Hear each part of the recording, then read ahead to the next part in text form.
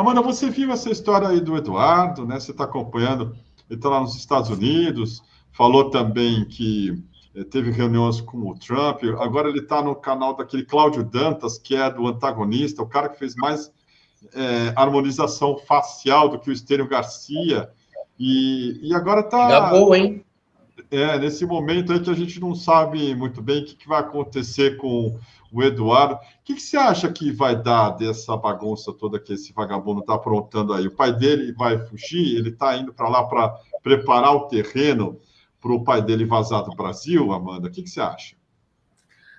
Olha, Kiko, eu estou acompanhando assim com interesse e muita preocupação também esses movimentos do Eduardo Bolsonaro, né? Eu fiz parte do grupo de jornalistas e de cidadãos que, enquanto ele estava lá recebendo verba parlamentar, cota parlamentar, alimentando o seu gabinete com recursos públicos, eu gostaria muito que ele voltasse ou que ele começasse a prestar contas, né, do que ele estava fazendo lá oficialmente, porque ele também tem trazido a público agendas que ele não quer revelar com quem são, né? Mesmo sendo pago pelo Estado brasileiro, sendo funcionário público, tendo mandato público pelo Estado de São Paulo, ele quer sonegar essa informação de quais agendas ele está cumprindo no exterior. Agora que ele finalmente veio a público dizer que está abrindo mão do seu mandato e com isso de toda a estrutura de gabinete, que a gente sabe que na prática não vai ser bem assim, né? Mesmo entrando suplente, é possível que ele mantenha a estrutura em defesa ali do mandato do Eduardo Bolsonaro.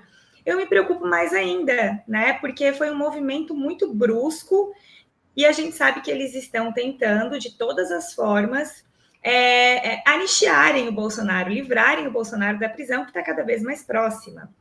Então, se já estava ruim com ele, com o mandato, com a estrutura de gabinete nos Estados Unidos, gastando dinheiro do cidadão brasileiro em época de ajuste fiscal, agora me parece que está pior ainda, porque a gente não sabe o que ele está fazendo, existe um clima conspiratório muito grande, né, no próprio jeito que ele fala, ele sempre deixa um ar de mistério no ar, um pouco para fingir uma certa importância que ele não tem, né? Porque o Trump ele pode trazer essa pauta mesmo para jogo, mas ele não se importa com a América Latina, ele não se importa com o Brasil, ele já expressou isso também, né? Então é uma situação, acho que de muito temor assim para nós que defendemos a democracia.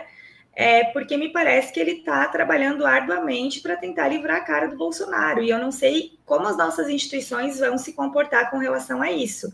Por isso que é muito importante, e aí eu quero fazer um elogio também ao trabalho do DCM, que está, né, desde ontem insistindo nessa pauta, que a gente realmente monitore o passo a passo, né, do que está acontecendo e de como isso vai chegar nas nossas instituições de controle e de defesa da democracia por aqui. Muito bem. Vinícius, você quer comentar? Diga lá, meu caro. Eu quero, a respeito aí desse mandato tampão, portanto, primeiro cumprimentar aqui a colega, né, Amanda, seja muito bem-vinda, viu? Eu estava comentando ontem com o Kiko aqui, parabenizando ele pela sua contratação, porque eu acho que você tem o espírito do DCM, sabe? Uma combatividade. Tô que nem Eduardo, falando errado as palavras, né? Mas é uma moça muito combativa. Né? É muito sarcásmica, não é isso? Né? Sarcásmica e combativa, muito combativa. Eu acompanho... Combativa. Né? Eu acompanho a política de Santa Catarina, né? Faço bastante reportagens aqui, e até em virtude disso acompanho também as redes da Amanda. É uma pessoa que não deixa barato para os fascistas daquele estado, viu? Então, muito bem-vinda, viu, Amanda? Certeza que você vai somar aqui para a gente. Fico muito contente com a sua chegada, minha colega. Obrigada. Agora, em relação ao Eduardo, a gente mais do que nunca tem que ficar de olho nas contas do mandato dele, do mandato do seu suplente, para ver o quanto não vai servi-lo, sabe? O mandato é um dos menos transparentes que existe. As prestações de contas do Eduardo Bolsonaro quase não tem nada quando ele vai para os Estados Unidos. Fica parecendo que ele está tirando do próprio bolso e não está. Não está. Mas dá para acompanhar. Ele coloca com atraso. Então, se eu quero saber quanto ele gastou em março, eu espero até junho. Aí vai estar mais ou menos completinha. Às vezes eu peço para algum deputado da base governista interferir, falar com a mesa da Câmara, exigir que ele preste contas direito, aí aparece atrasado alguma coisa. É difícil de você conseguir controlar as contas públicas do mandato do Eduardo Bolsonaro, sabe? Do mandato dele, é difícil. Agora a gente tem que olhar mais ainda do suplente para ver se não vai estar a serviço do dele. Eu, como a Amanda, acho que vai ficar a serviço do mandato dele lá. O Bolsonaro manda e desmanda no PL, junto com o Valdemar. A pessoa entrou lá, vai fazer o que vai ser feito bem, o que bem Eduardo quiser de seu mandato. Agora ainda sem o manto da transparência, sem o condão da transparência das contas que precisa ter quando você tem um mandato público, né? Então, eu acho que a situação piorou nesse sentido. Mas não me mete nem um pouco de medo e preocupação, sabia, Amanda? Como você disse, o que me preocupa é com o dinheiro público mal empregado. Mas, assim, o Trump não está nem aí para a América Latina. Eles falam de um jeito como se o Brasil estivesse no centro da agenda do Donald Trump. Ele literalmente tem mais o que fazer do que ficar defendendo o Dudu Bananinha aqui nos cafundó da América do Sul, sabe?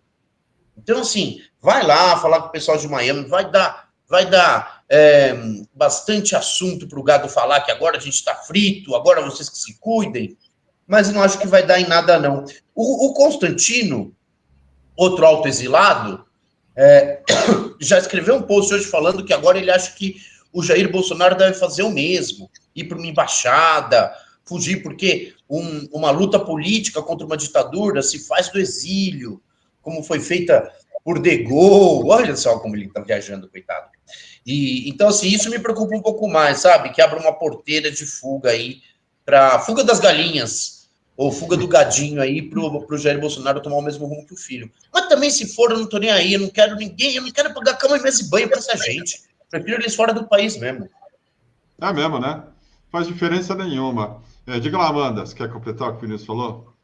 Não, e essa questão dos gastos dele, Vinícius, eu estou dedicada desde hoje de manhã, eu comecei a monitorar todos os gastos desde 2015, que foi quando ele assumiu o mandato, né? E assim, algumas coisas já me chamaram a atenção. Uma delas é o gasto exorbitante que ele tem desde o primeiro ano de mandato com serviços postais, com correios. E, assim, ele gosta de pendrive, ele é uma pessoa old school, e vintage, correio, né? E ele odeia a empresa pública, certamente deve odiar o correio, mas ele é um grande cliente do serviço do correio. E é muito interessante essa questão que tu trazes com relação à falta de transparência do mandato dele, porque, de fato, esse é um gasto, por exemplo, com serviços postais que a gente não tem como monitorar. Será que essas pessoas, será que realmente houve correspondência emitida do gabinete dele? Para quem será que foi, né? Será que as pessoas receberam? O que será que ele enviou? Porque se ele enviou alguma coisa, ele também deve ter pago com verba de gabinete. Se ele enviou um panfleto, um jornal, alguma coisa assim, né? Tem que ter gasto com gráfica, né? Então é bem complicado e essas coisas chamam atenção. E a forma como ele sempre operou essa estrutura de mandato aí, até pelo histórico da família dele, né? A gente tem que lembrar do histórico do Flávio Bolsonaro, como ele operava o gabinete parlamentar dele e toda a trajetória dessa família na forma como eles usam e manejam os recursos públicos, a gente tem que estar atento, né? Então, eu estou também atrás desses gastos parlamentares, até depois a gente pode conversar também sobre isso, né? Ontem a gente já trocou bastante ideia, porque a gente precisa saber quanto ele gastou, o que ele fez, com o que ele gastou. São 10 anos de mandato, um mandato que ele está abrindo mão agora, né? No início da legislatura, na metade aí da legislatura, quando ele está sendo alvo de investigações legítimas, porque ele também, apesar de não ter sido investigado e indiciado e nem fazer parte dos denunciados do PGR, né, do Procurador-Geral, ele foi citado na delação do Cid como alguém que era da linha dura ali, né, que estava realmente incentivando e incitando o golpe para o Bolsonaro, tanto ele, quanto a Michelle, quanto o Jorge Saif, senador daqui de Santa Catarina. Então, eu quero saber com o que ele gastou nos últimos anos e também, porque eu também não sou assim, eu faço esse monitoramento de gastos parlamentares, mas eu não sou caça-tapioca. Eu não quero saber se um ministro, se um parlamentar pagou uma refeição, sabe? Eu quero saber, eu quero ver incoerências, sabe? Eu quero ver possibilidade de fraude, eu quero ver se eles estão gastando com uma coisa e falando outra na tribuna e no plenário, depois, né?